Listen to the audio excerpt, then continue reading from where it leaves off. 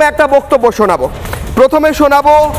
আজকে হাতিয়ারায় যেখানে এই জঙ্গিরা ধরা পড়েছে সেখানে স্থানীয় মানুষরা কি বলছেন আপনারাও ভাবুন। ওখানে তারা ভাড়া বাড়িতে থাকতো, সেই জায়গায় তারা জানতে পেরেছে যখন যে এখানে জঙ্গি পুষে রাখা হয়েছিল, এখানে জঙ্গিরা এসে ভাড়া থাকতো, কি বলছেন তারা শুনুন। জঙ্গি পোষা হচ্ছে? হ্যাঁ, গোটে ওইখানে একজন না দুজনকে ধরে নিয়ে গেছে 4-5 দিন আগেই।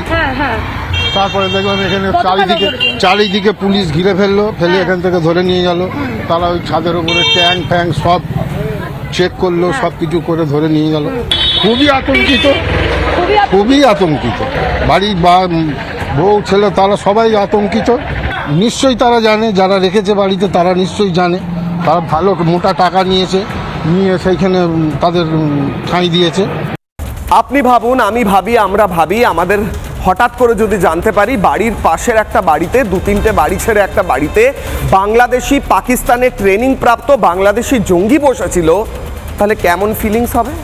এ রাজ্যটাকে এতটা অসুরক্ষিত রাখতে চান মমতা বন্দ্যোপাধ্যায়?